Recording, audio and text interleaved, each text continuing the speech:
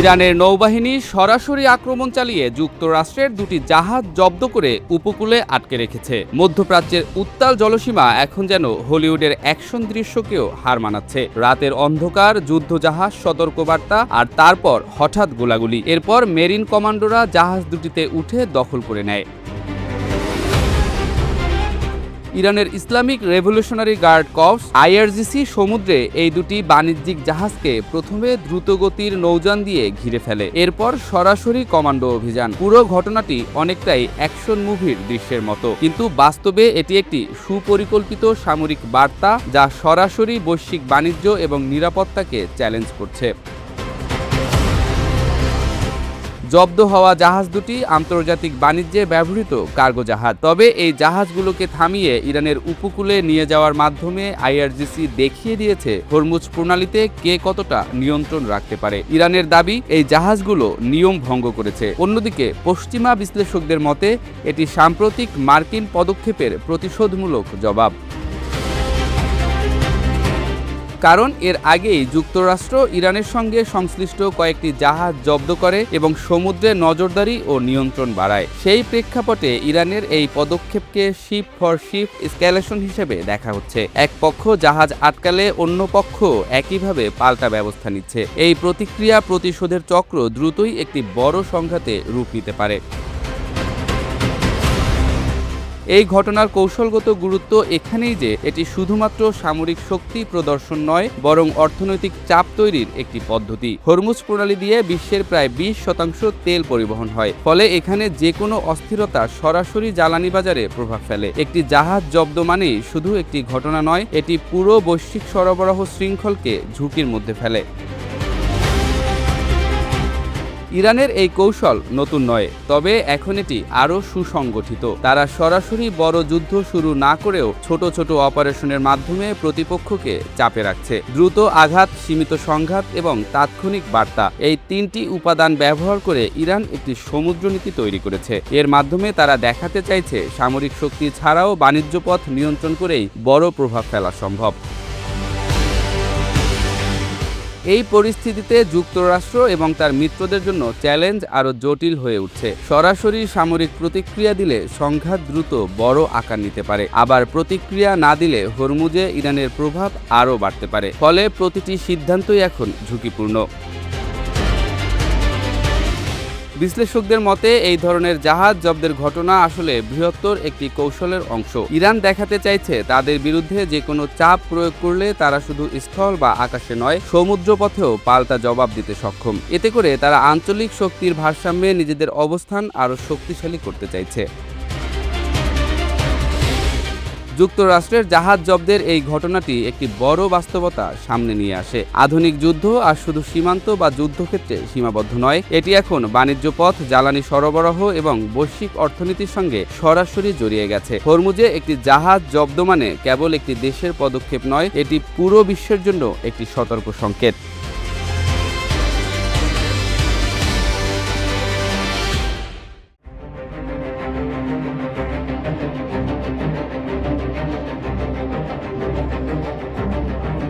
মধ্যপ্রাচ্যের অন্যতম গুরুত্বপূর্ণ জলপথ হরমুজ প্রণালীকে ঘিরে উত্তেজনা ক্রমেই বেড়ে চলেছে।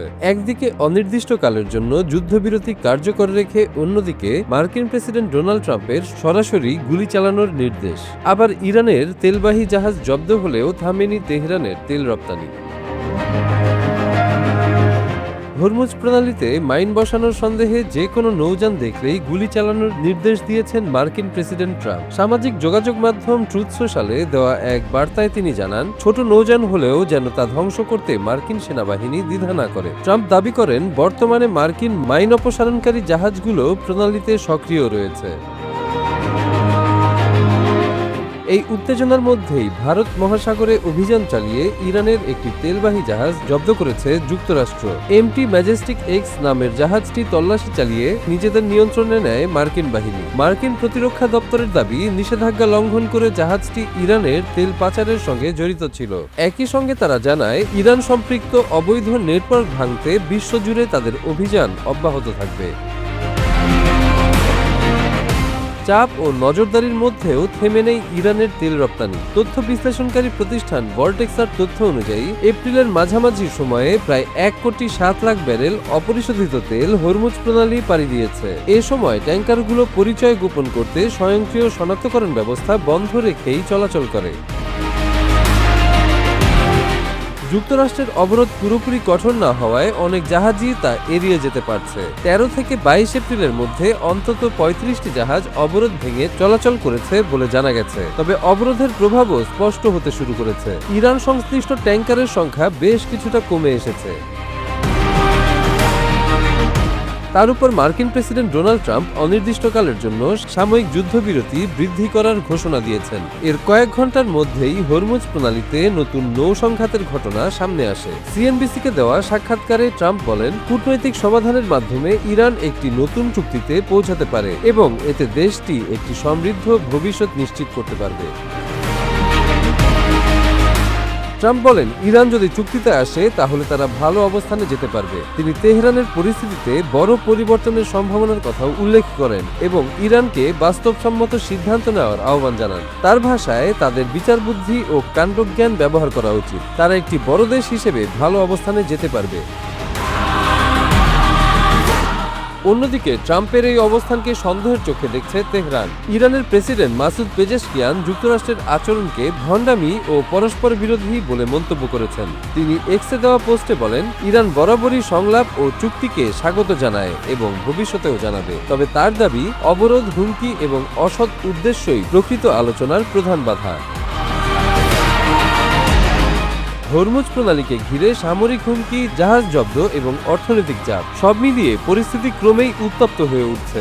একদিকে সামরিক উপস্থিতি ও হুমকি, অন্যদিকে অবরোধ ও জাহাজ আটকা পড়ার ঘটনায় এই অঞ্চলে চাপ বাড়ছে বহুগুণে। তবে এখন পর্যন্ত স্পষ্ট, আন্তর্জাতিক চাপ যতই বাড়ুক না কেন, তেল রপ্তানি অব্যাহত রাখতে দৃঢ় অবস্থানে রয়েছে ইরান। তবে ইরান যুদ্ধের অবসান না ঘটলে বিশ্বের স্বাভাবিক ভারসাম্য নষ্ট হওয়ার পথে যাবে বলে আশঙ্কা করছেন বিশ্লেষকেরা।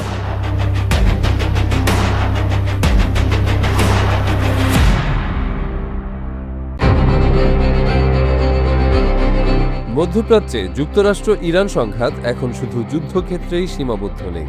এর প্রভাব ছড়িয়ে পড়েছে বিশ্বজুড়ে সাধারণ মানুষের জীবনযাত্রায়। তেলের সংকট, জ্বালানি তেলের মূল্যবৃদ্ধি থেকে শুরু করে আরও অনেক পণ্য ও সেবার মূল্য যেন লাফিয়ে বাড়ছে। তেলের দিকে নজর থাকায় ওষুধের বাজারের আগুনের কথা চাপা পড়ে যায়।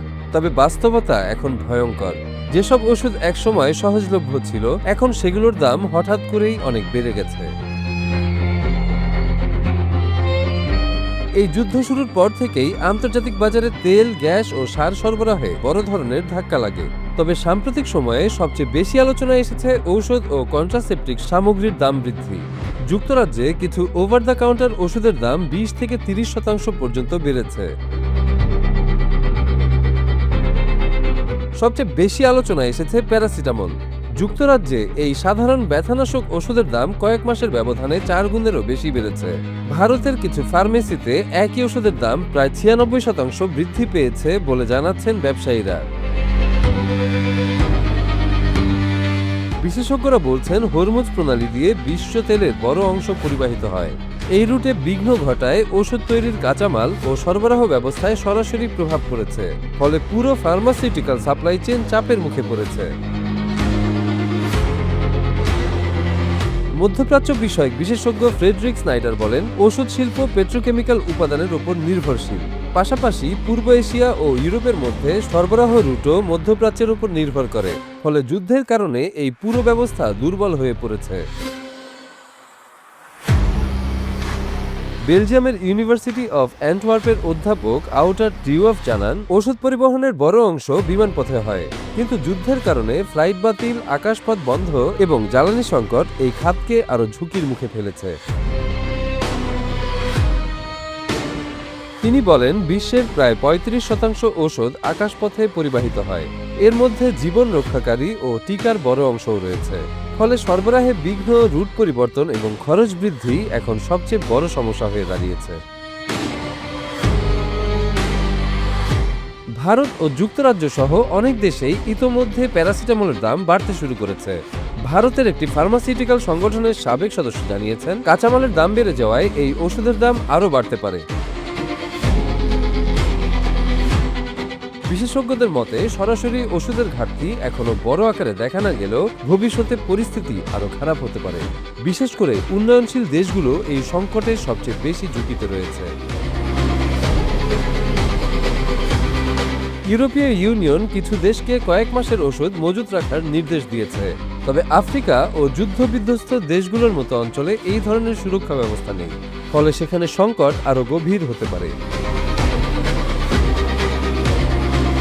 হরমুজ প্রণালীর উত্তেজনা এখন আর শুধু ভূরাজনৈতিক ইস্যু নয়, বরং তা বিশ্বজুড়ে স্বাস্থ্য ব্যবস্থা ও সাধারণ মানুষের দৈনন্দিন জীবনে সরাসরি প্রভাব ফেলছে।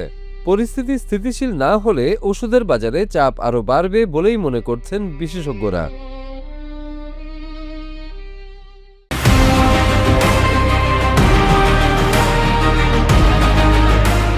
ইরানের সঙ্গে যুক্তরাষ্ট্রের সংঘাত আপাতত থেমেছে, কিন্তু থামেনি প্রশ্ন, পারমাণবিক শক্তি থাকা সত্ত্বেও উত্তর কোরিয়াকে কেন কখনো সরাসরি টার্গেট করেনি ওয়াশিংটন? অন্যদিকে ইরানকে ঘিরেই কেন নেওয়া হলো আক্রমণাত্মক কৌশল? এই সিদ্ধান্তের পেছনে কাজ করেছে তিনটি বড় কৌশলগত কারণ: ভৌগোলিক ঝুঁকি, মিত্রদের অবস্থান এবং পারমাণবিক সক্ষমতার জটিলতা। এই তিন কারণে উত্তর কোরিয়ায় হামলা চালানোর আগে বারবার ভাবতে বাধ্য হয় যুক্তরাষ্ট্র। উত্তর কোরিয়ার বিরুদ্ধে সামরিক পদক্ষেপ মানেই সাথে সাথে দক্ষিণ কোরিয়াকে যুদ্ধে ঠেলে দেওয়া। সিউল শহরটি পিয়ংইয়ংয়ের ভারী কামান ও রকেটের সরাসরি আওতায় থাকায় প্রথম আঘাতেই ব্যাপক প্রাণহানি অবশ্যম্ভাবী। অর্থাৎ যুদ্ধ শুরু হলে তার নিয়ন্ত্রণের বাইরে চলে যাওয়ার ঝুঁকি ছিল শুরু থেকেই।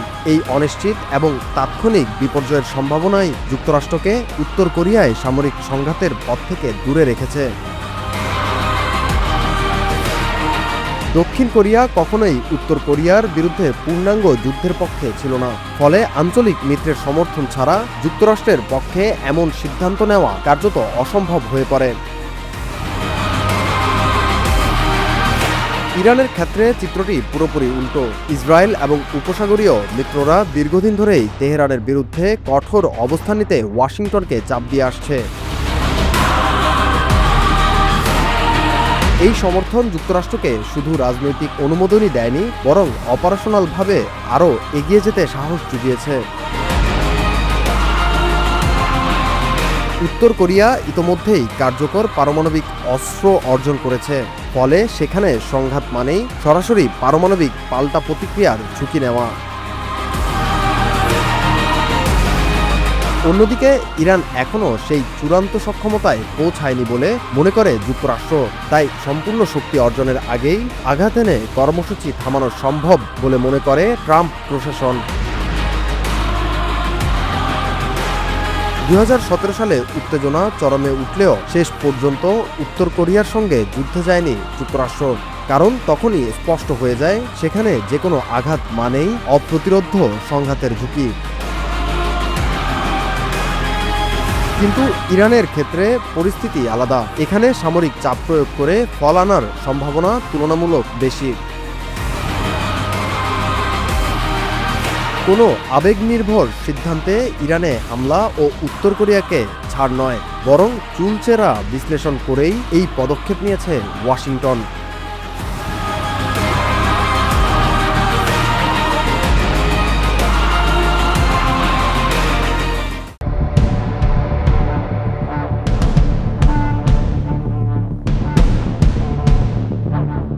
বিশ্ব রাজনীতিতে বারবার উঠে আসা ইরানের পারমাণবিক কর্মসূচি আবারও আলোচনায়। নিষেধাজ্ঞা, যুদ্ধ সবকিছু ছাপিয়ে বারবারই উঠে আসে একই প্রশ্ন: পারমাণবিক অস্ত্র কি বানিয়ে ফেলল তেহরান? এই প্রশ্নের উত্তর পেতে হলে আগে বুঝতে হবে ইউরেনিয়াম সম্পর্কে। প্রাকৃতিক ইউরেনিয়ামে খুব সামান্য পরিমাণে থাকে ইউরেনিয়াম-235, যেটি পারমাণবিক বিক্রিয়ার মূল জ্বালানি। আর ইরানের এই ইউরেনিয়াম-235 ঘিরেই চলছে বিশ্বজুড়ে সংঘাত। খনিজ ইউরেনিয়াম থেকে কার্যকর এই অংশ আলাদা করতেই ব্যবহার করা হয় সমৃদ্ধকরণ প্রযুক্তি। ইউরেনিয়ামকে গ্যাসে রূপান্তর করে উচ্চগতির সেন্ট্রিফিউজে ঘুরিয়ে ধাপে ধাপে বাড়ানো হয় এর বিশুদ্ধতা।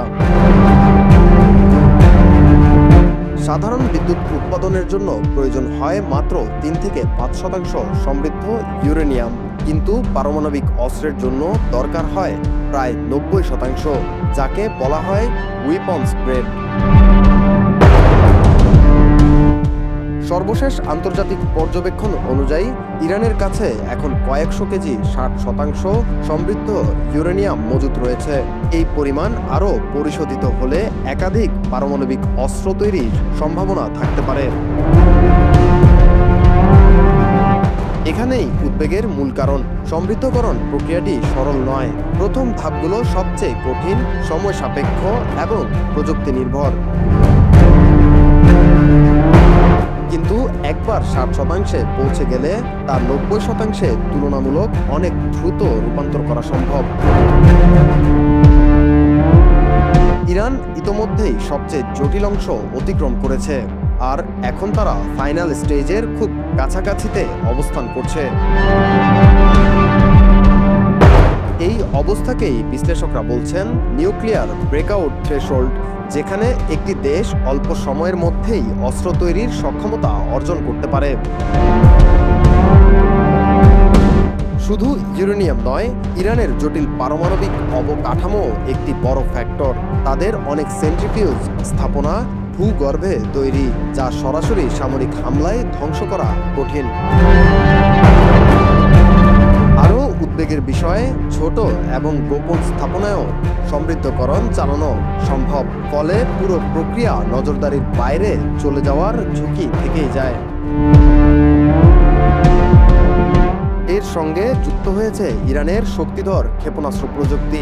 ইরানের হাতে এমন ব্যালিস্টিক মিসাইল রয়েছে যা দীর্ঘ দূরত্বে ওয়ারহেড বহন করতে সম্ভব বলে ধারণা করা হয়।